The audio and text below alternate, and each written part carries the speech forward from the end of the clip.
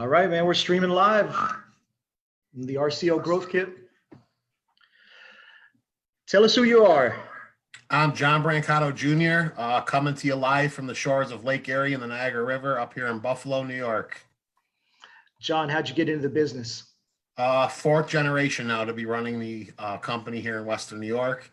I had the luxury of growing up with my father and my uncles and my grandfather. Each of them had their own specialty trade. Believe it or not, we didn't do a lot of roofing. Yeah. I came along, and that's when the majority of the roofing started. So you're the guy that introduced the generations to roofing. Correct. And I am now the only generation left, believe it or not. We had one of my uncles pass away, 42 years old. And my father is, living the easy life. He's semi-retired, and we're going to let him go with that. He's getting ready to move from New York to North Carolina here soon. Oh, wow. So he's going to live the good life. Yep. He's ready to get out of the cold. So John, tell us something about what it's like to grow up in a family of contractors. What's that like? I'll tell you, I don't want to say lucky, but I'm definitely blessed by God to have the ability to learn a trade from each of these guys. My father was an HVAC guy, did a little bit of plumbing. My uncle Mike was a carpenter, and my uncle Nick was a mason. So just to be able to grow up watching the three of these men do that stuff and take that knowledge into for myself hands-on was second to none. So how old were you when they got you on the job site? Oh boy, I was a young boy. Yeah. Yes, sir. Tell us about some of those early days. I remember being in the General Motors plant pouring concrete floor with family. I couldn't be any older than 8 or 9 years old. Nowadays considered an OSHA nightmare. Back then, just to have that ability, those are memories I'll have with me throughout my whole life. So you're doing everything with your uncles and with your dad, all kinds of construction jobs. Correct. How did they get their work? Word of mouth. That was it? Same thing that happens today. I don't spend a penny of money on advertising. 80% of my work comes from referral base, and the other percentage of my work comes from social media these days, believe it or not. So you figured out how to turn social media into an advertising channel? Phenomenal. Man, you got to tell us. What's free advertising? Well, as you know, Mike, I'm a licensed realtor here in Western New York with Keller Williams. Yes. I went onto my Facebook page and I actually friended every realtor, mortgage broker, home inspector I could find in my area. Wow. Through mutual friends. And then I started inviting those people to like my company page on Facebook, which is at 716 Suburban. And at 716 Suburban. Correct. Yep. And okay. From there, realtors calling, oh, you're a mutual friend of so-and-so. I have a client over here. We have this going on with this home. Can you take a look at the roof and tell us how many years we got left for the loan? And it works out pretty well. So what was the actual physical process of doing that? I mean, how did you find those people? Are you sitting there with your phone all day? How do you do it? Obviously, a lot of time on the phone, just like any good roofing company owner. You spend a majority of the day on the phone, downtime at home on the computer, just scrolling through social media. I post on a lot of different platforms, Facebook, Instagram, Twitter. I believe it or not, I use Snapchat. You use Snapchat? Yes, sir, I do. How the heck do you get Snapchat to work for you as an advertising channel? I don't know about an advertising channel, but just a presence in the industry. People, popping through Snapchat and see, Brancato and his company, they do roofs. Okay. My neighbor just asked me if I know anybody, and just using it as to build my presence in the area with the amount of people you could reach on a level of not paying for it. So do you interact with these people when you see them come through your Facebook feed, or is it just you set it and forget it? How does that work? Some set it and forget it. I use a lot of Facebook advertising still. I boost a lot of my posts. Okay. We do a bunch of large cedar shake roofs up here in Western New York. If you look at my page, we did a 5-layer. I saw it. Over cedar shake. It was just a monster roof. And, every job we go to, I use social media to let people know, hey, this is who we are and this is what we're doing. and then sometimes I'll just throw $5 into to boost a post, and it works just like Google. I'm sure if you've ever gone on Google and searched for something, the next thing you know, you're sitting in Facebook and an ad for that same item pops up. The artificial intelligence is phenomenal like that. So Yeah. if you're searching roofing contractor on Google, and then next thing you know, you're on Facebook, and here's John's ad in this particular area for a roofing contractor. You're pretty smart, John.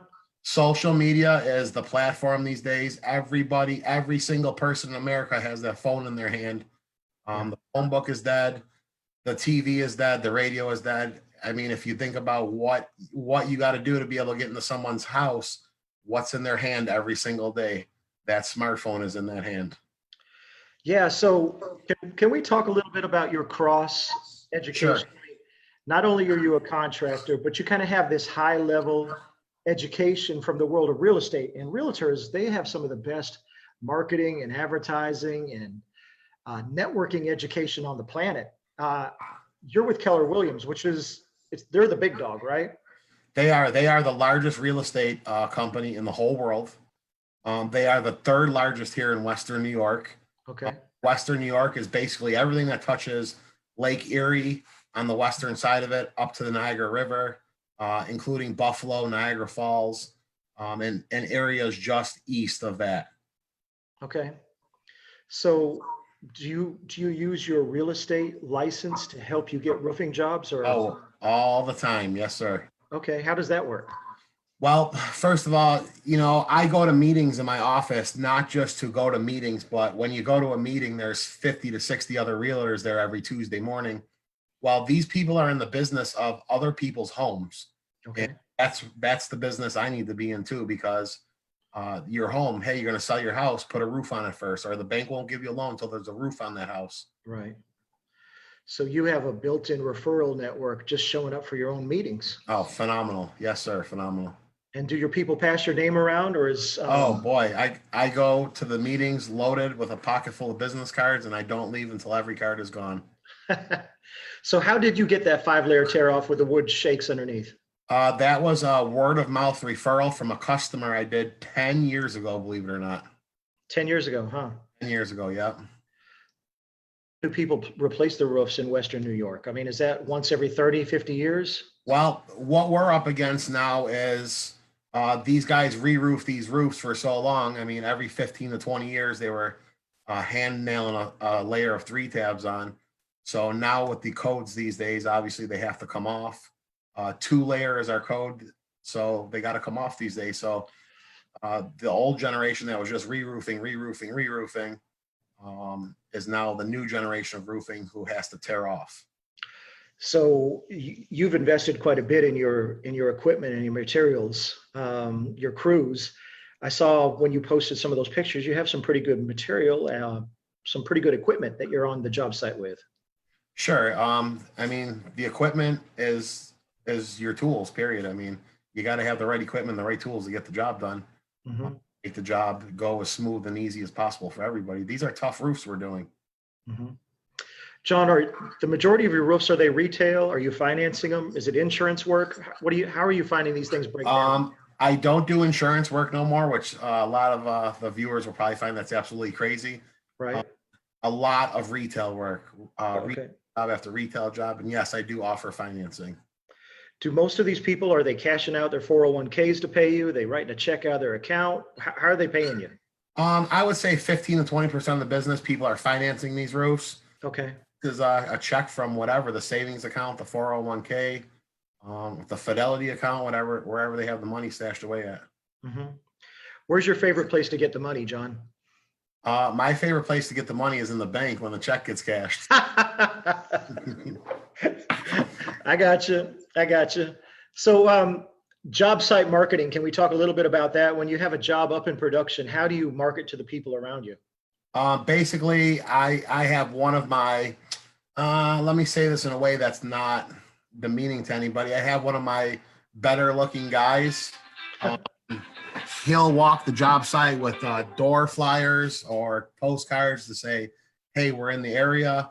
And if you need anything while we're in the area, give us a call. Let us come on over and sit down with you and see what we could do for you.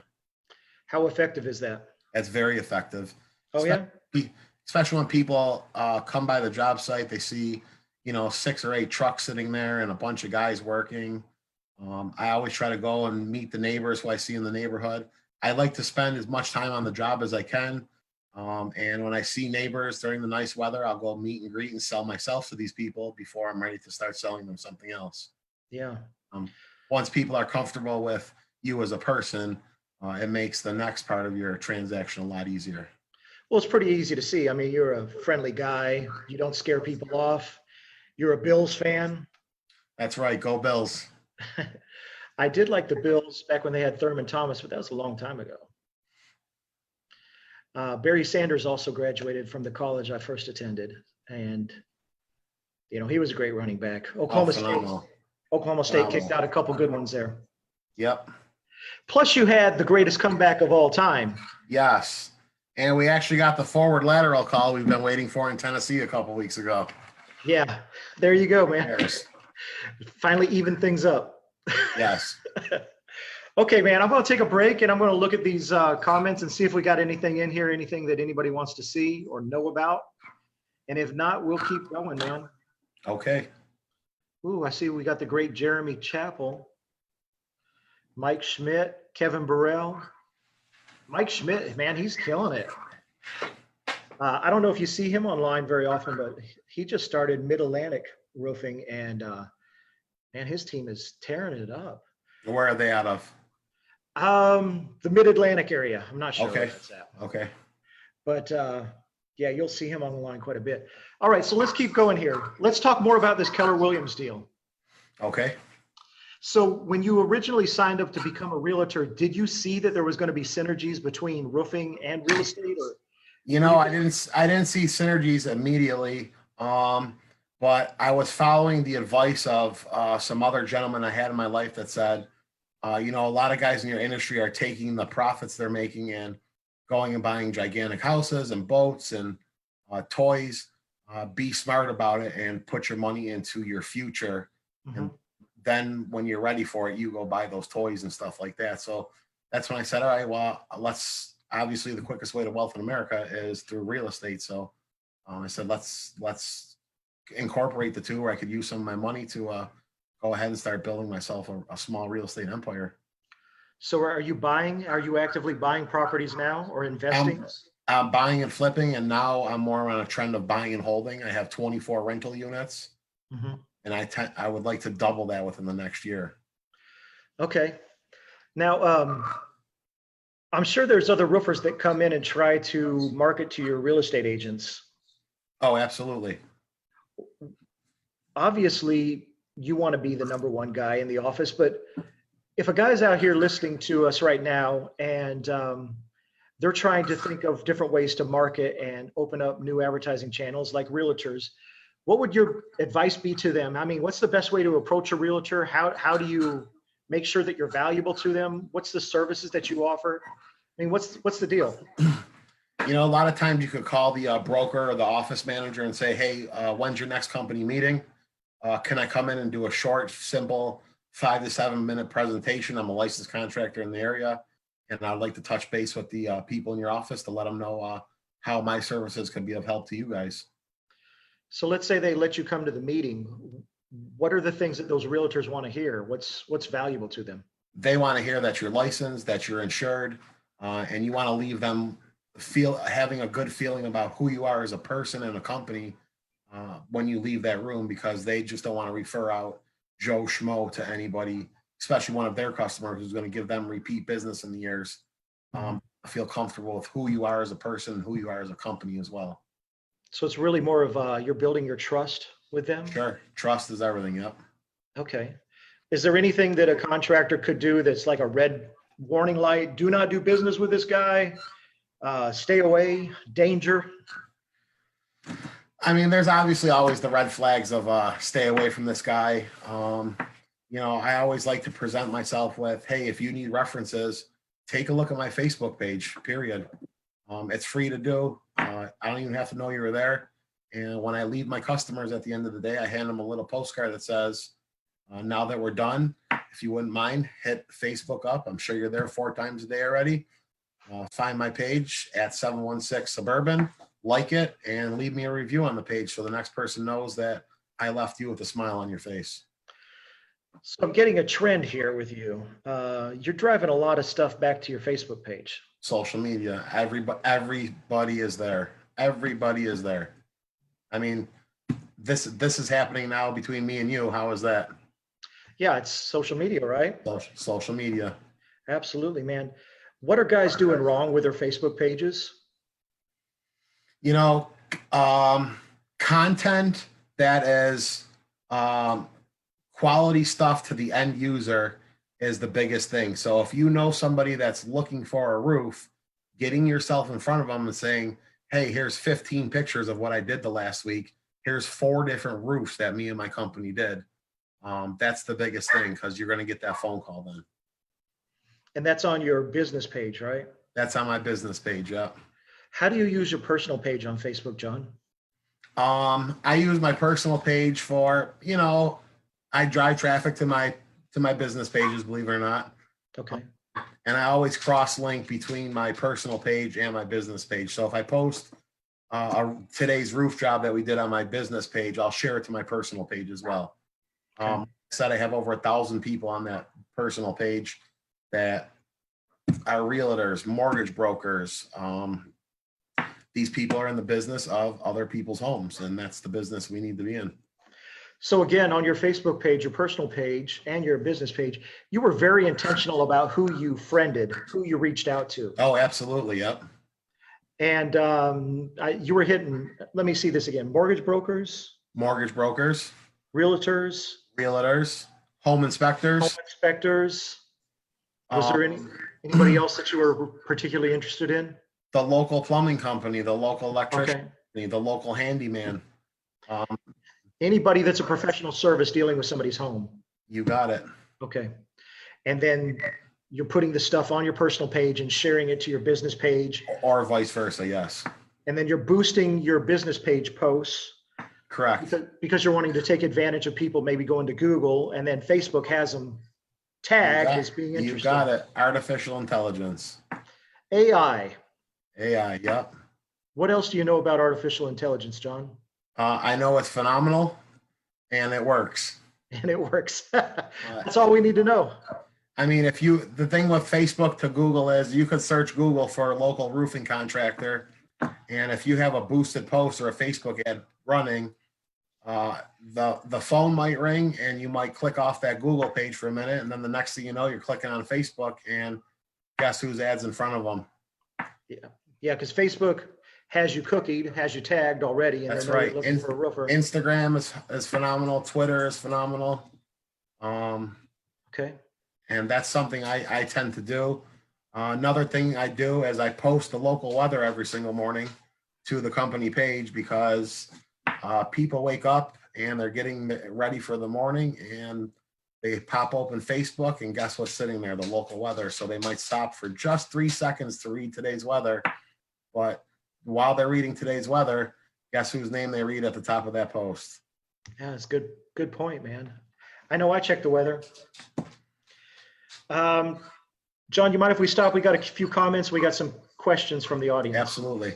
Okay, so Mike is actually, he serves the Baltimore market. Mike Schmidt Okay. from Mid-Atlantic. And he wants to know, do you offer any referral bonuses? Oh yeah, absolutely. If you're a realtor or something like that, I'll definitely offer you a referral bonus. If it's not cash, you'll get a $100 gift card to the nicest Italian restaurant around, or a pack of 5 car washes, and people remember that little stuff. Do you prefer to pay in gift cards, or do you prefer them paid in cash? I prefer to pay in gift cards, yeah, because then I have a receipt to write it off. It's hard to ask somebody to fill out a W-4 for a 1099 for $100 referral bonus. Yeah.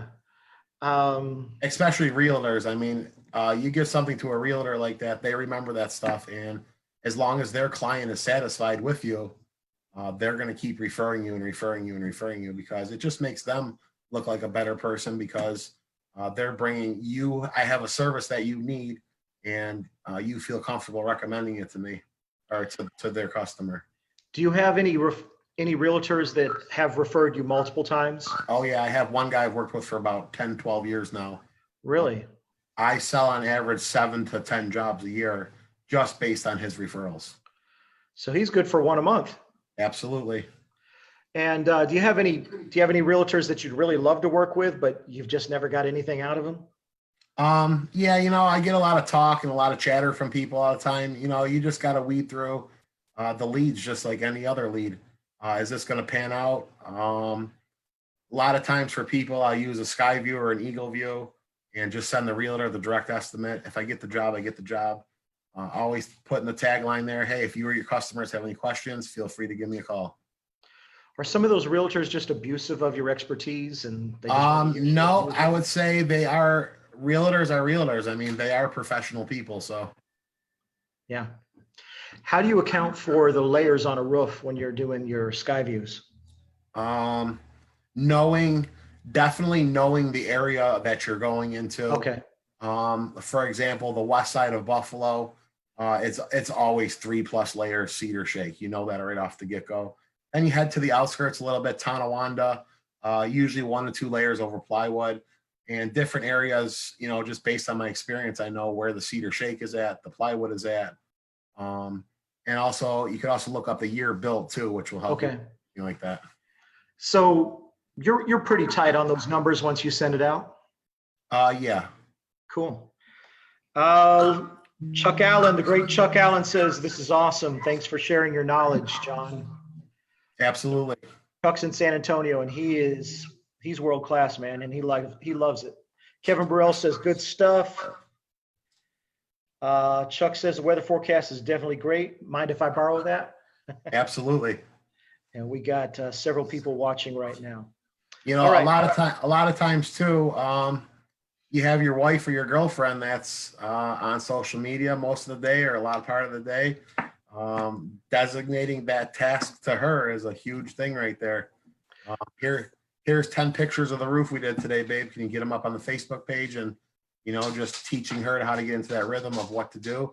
I like that job. I like the way it turned out. Throw $10 into a Facebook ad, boost that post.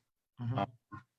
And, the good thing about Facebook posts is you could target the areas you want to be in. So if you want to be in the north towns of Buffalo, you could target your Facebook post to the people who have searched local roofing contractors, siding contractors, window contractors in that particular area you want to be.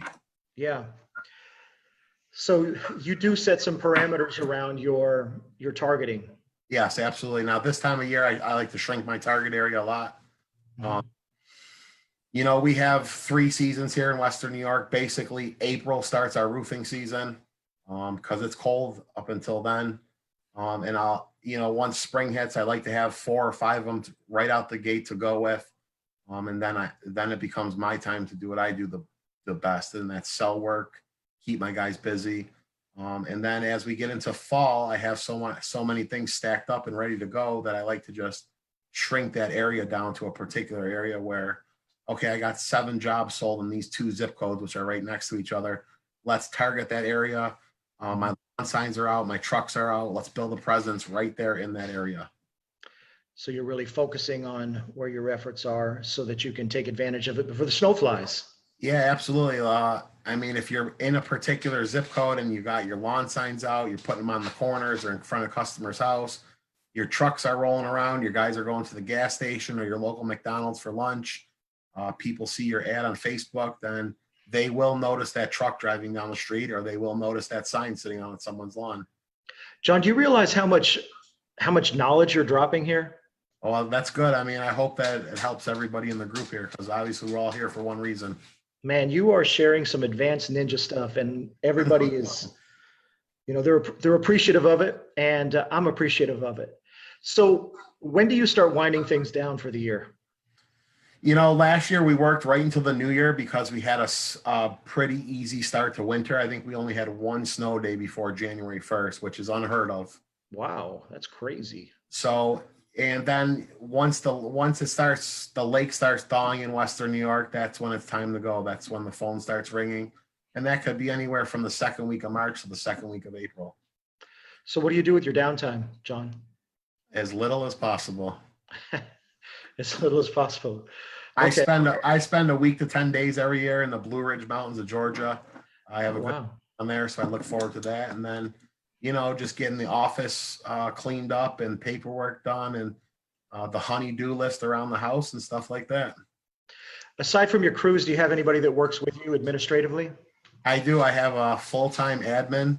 And let me tell you guys, if you're not using a full-time admin, you're not going to grow. You can't do everything by yourself, period. Right.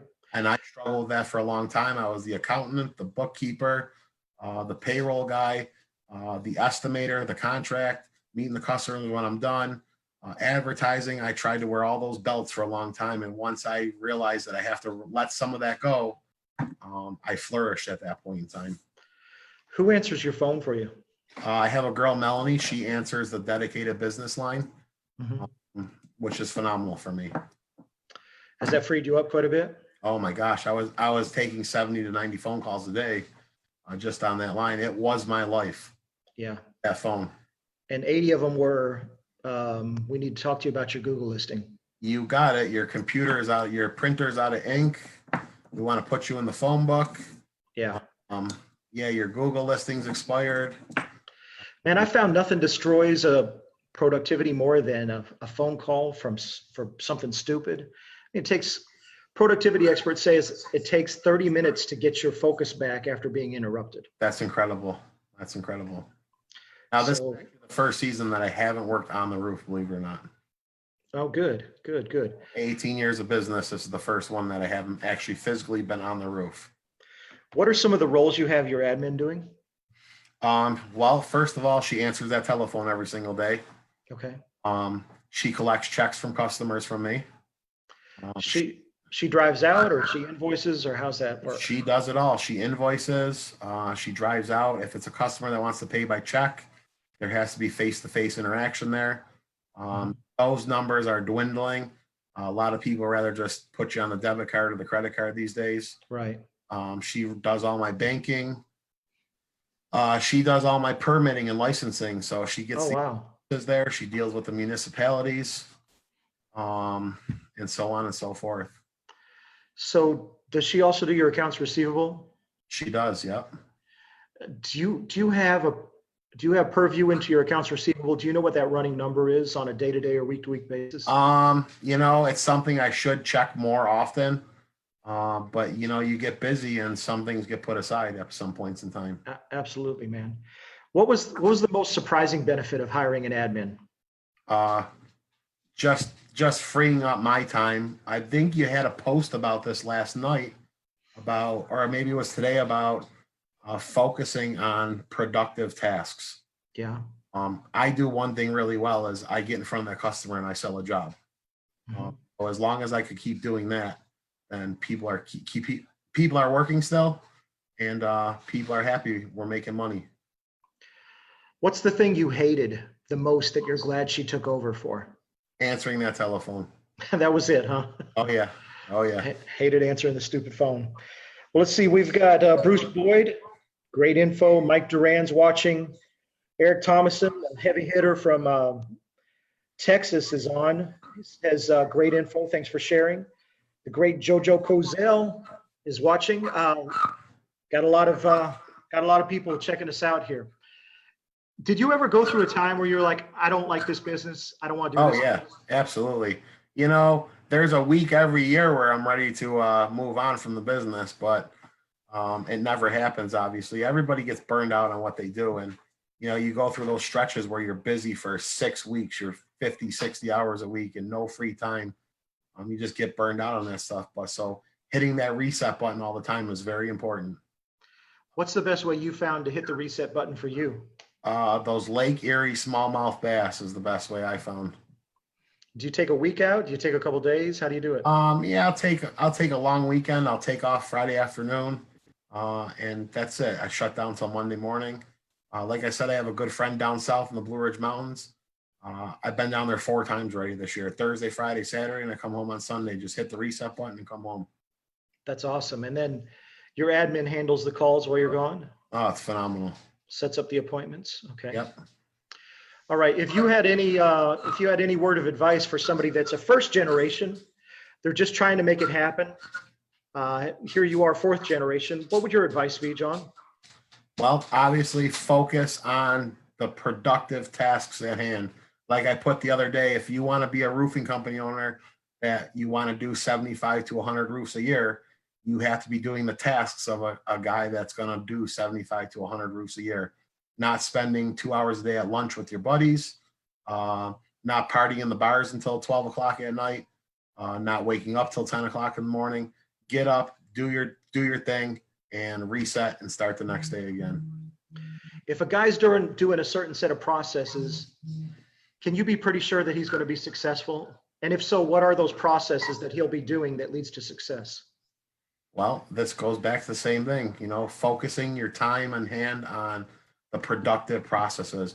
As a company owner, what works for you and what doesn't work for you.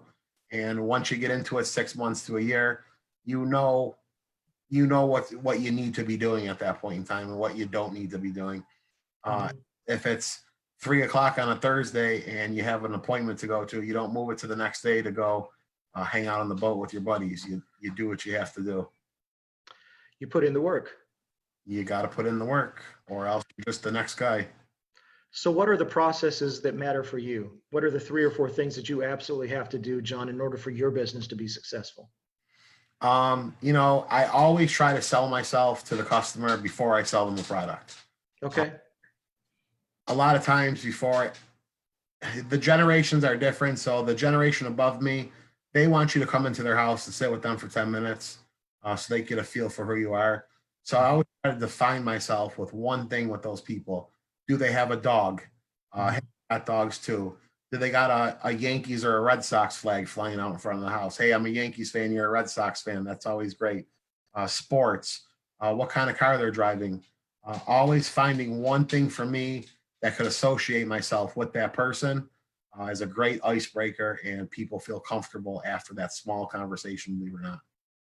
Next is I don't just try to sell you a roof. Not a lot of people, the 80-year-old lady doesn't know what ice shield and ridge vent is. Right. Go into her house, you sit at the table with her, you drink her cup of tea with her, and you explain to her the process. This is where we start. This is what's going on your roof. This is where we're done. And when it's all done, the garbage all comes with us. There's no nails in the driveway. There's no nails in the landscaping. So educating people about what you're going to be doing at their house is huge. Mm-hmm. So you sell yourself and you make it age appropriate or generational appropriate. What are a few of the other processes that you have to do on a daily basis or a weekly basis in order to be successful for you? I have to make sure my foreman is, first of all, in the loop about what I have going on. Oh, okay. This is what I want to do this week, A and B. We got a rain day on Wednesday. Let's take these 3 guys. Let's make sure the vans are straightened out. Let's inspect the ladders. Let's make sure the picks are right, and go from there. So, as long as he's in the loop and he's training people, as long as he's been trained to your standards, then you're going to get success that you want. Because if you're just going to hire a guy and let him go do what he wants to do, it's obviously not to your standards. So that was a big thing for me, is letting go of that part of my business, just so I know that somebody is going to do things the way that I want them done, the right way, period. Properly trained people make money. Mm-hmm. Yeah, I agree with you. Poorly trained people are a liability. Yeah, they can blow your reputation up in a hurry. Absolutely.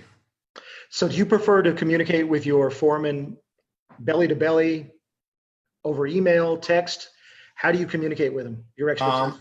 I make sure we're face to face once a day, whether it's in the truck, on the job, lunch, dinner, whatever I got to do it. We're face to face every single day, at least one time. And then there's the communication, text, phone calls all day long. Hey, I just wrote up a work order. I got a repair over there. It'll be in the office. Just grab it when you're ready to grab it. So communication is definitely the key. Yeah. Okay. That's brilliant, man. So you're getting in front of your prospects. You're communicating your value. It's age appropriate, generational appropriate. You're talking to your foreman on a daily basis, both in person and electronically. Is there another process that you make sure that you do every day or every week in order to be successful, John? Organization, that's another big process. You got to be organized in what you do, because if you're not, then you spend a lot of time looking for stuff, or where did I put that? I got to go get this. So being organized is definitely a time saver. And that's a tough process for people to handle in this business. Are you a paper guy or do you use CRMs, I databases? I am both, believe it or not. Okay. There's some things I like to put on paper and pencil, and there's some things that go into the computer. So do you still have manila folders in your office, a file Oh cabinet? yeah. Oh Okay. yeah. And then what CRM do you use? I use QuickBooks for one, Okay. which is a great platform between me and the admin to see what's going on, where the money's going, when the money's coming in, and then on the real estate market, I use a program called Buildium, which is Okay. a property management software.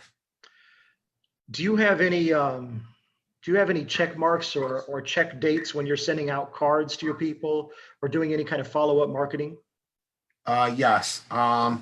That's another big thing is building a database. If you give somebody a simple estimate for repairing a gutter, always get their email. You already know the name, you already know the address. Get them into a database and get yourself in front of them 4 times a year. And how are you getting in front of them? Are you using email to do it or how are you doing that? Email marketing's phenomenal. Sending people calendars, postcards, stuff like that. Uh, every customer I do a roof for, it's 2019. Everybody I've done a roof for from January until November will get a 2020 fridge calendar, a magnet for the refrigerator in the mail the first week of December.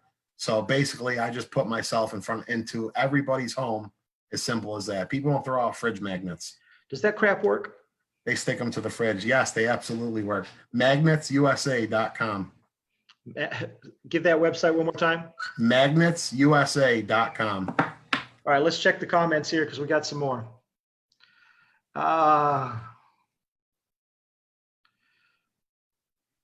So Scott Westra, man, I've known Scott a long time. He says, I'm trying the admin, but I keep checking her for mistakes. It's scary. Got to train her right.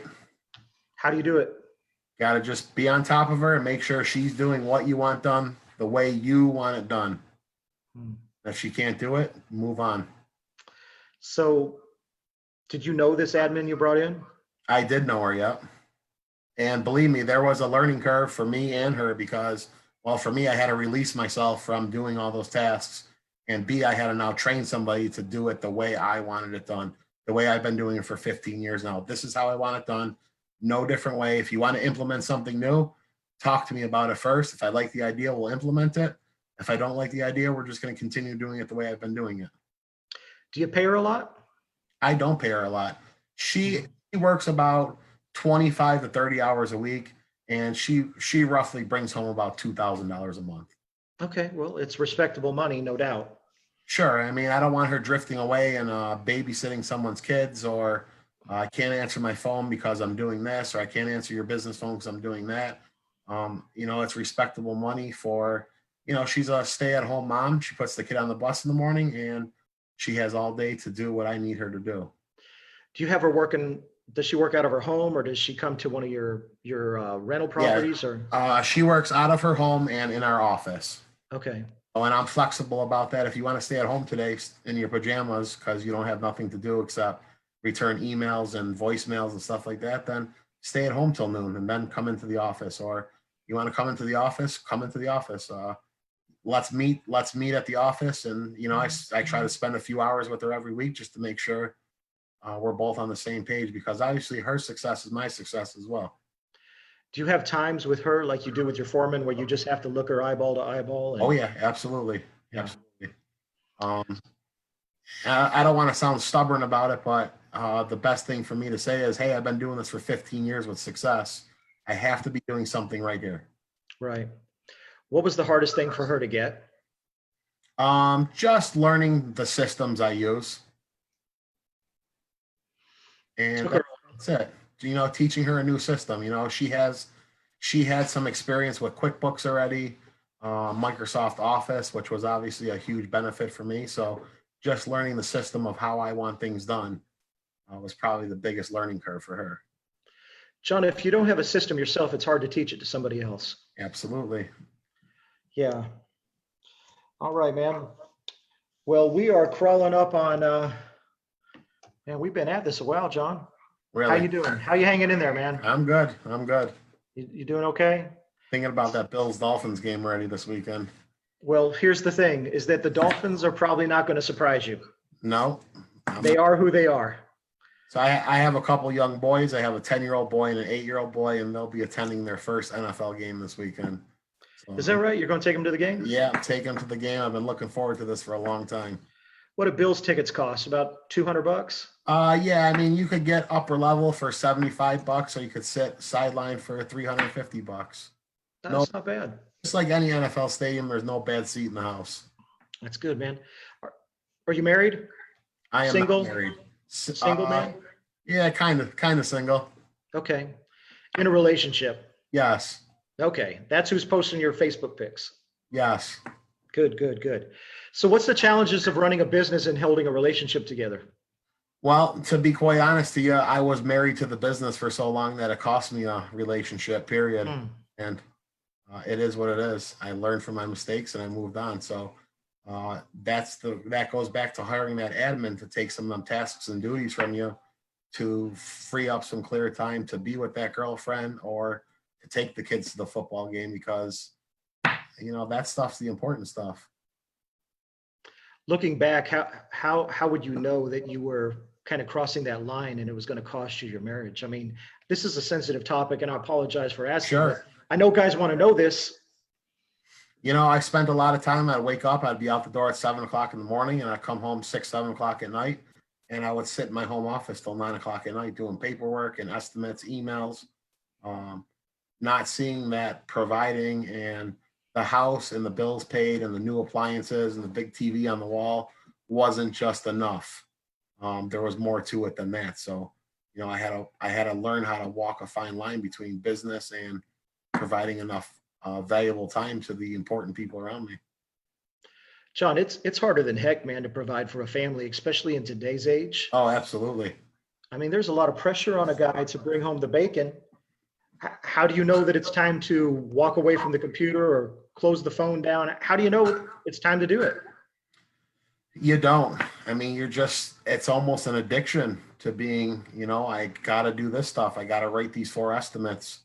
I got to put this stuff in my database, just has to happen. So, and as you grow, more and more stuff pops up like that. And you got to grow in a sensible way that people could understand that, hey, I need time too. I can't do 7 to 7 or 7 to 9.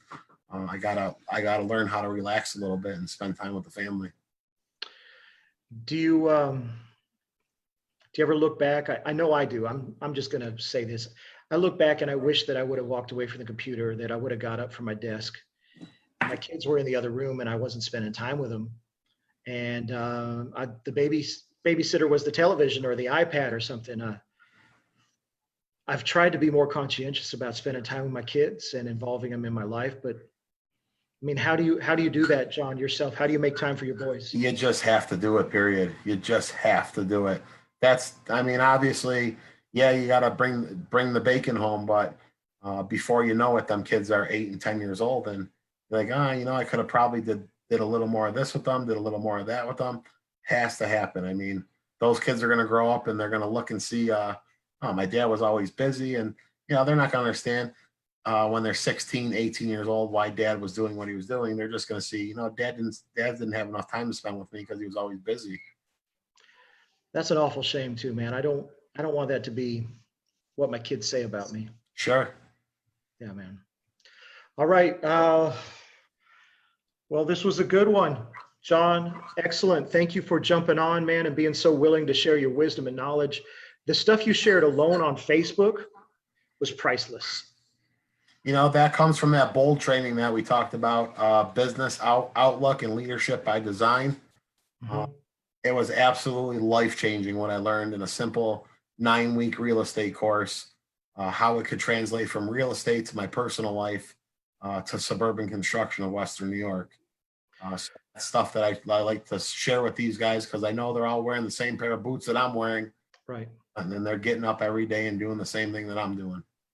That bold training, that's high end training from Keller Williams. They have a team of hit experts. I mean, all they do is teach guys how to be successful. They travel the country. They work an ungodly amount of hours. They give their entire life to help guys like you that attend the training to be successful. I mean, it's some of the best on the planet. If you're ever able to get into bold training, if you have a realtor's license, I would recommend it. I know John speaks highly of it. Absolutely. What I found is that too many roofers over the years, they just want to focus on doing the roofs. They just want to be a good roofer. You know, they think that their craftsmanship and quality should speak for itself. But there's a whole other part of it that you brought to light today, and that's the marketing component. Sure. Yeah, if anyone needs help with any of that, feel free to find me on Facebook, 716suburban@gmail.com, or John Brancato Jr. on Facebook. Feel free to ask any questions, man. That's brilliant, man. Chuck did the same thing the other day. He said, message me if you want. John, thank you. Thanks for listening, guys. I appreciate it, man. That was a great interview. All right. All right, man. Everybody. Make it a Have a great good day. one.